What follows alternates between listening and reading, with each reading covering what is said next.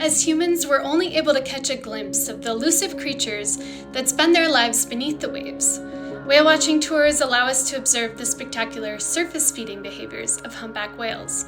Up until just a few years ago, we thought that humpback whales primarily fed at the surface. New tagging technology has allowed scientists to follow these animals beyond the surface and to discover some new behaviors. A large group of whale biologists from Stellwagen Bank National Marine Sanctuary, Stanford, UC Santa Cruz, Syracuse, and the Center for Coastal Studies teamed up to attach animal tracking devices and follow the movements of these large whales after they disappear from our view.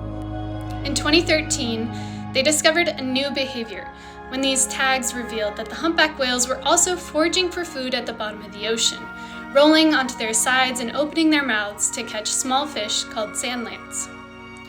The video cameras on these tags allowed the scientists to see that these animals were not alone. They saw multiple whales coming head to head at the bottom of the ocean to feed. For their newest study, these scientists wanted to find out if the whales were working together or competing with each other. They examined the videos to identify individuals within each foraging group across bottom feeding events to see if the animals maintain the same relative positions. They saw that each time the whales dove down, they oriented themselves in the same way, coming head to head in a triangle formation, usually at the 11 and 1 o'clock position relative to the tagged whale. They also opened and closed their mouths at the same time. The coordination in both space and time of this group behavior demonstrates that the whales are, in fact, working together to maximize their foraging efficiency.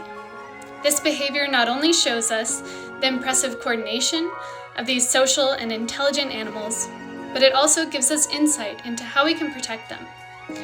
Many humpback whales suffer from entanglement in bottom-set fishing gear, like lobster traps and gill nets. Now that we know that this behavior directly puts the whales at risk, we can find alternatives, like buoyless traps with a timed float release for retrieval. These techniques can reduce entanglement risk and protect these fascinating creatures. Follow the links below to read the article and learn more about this study.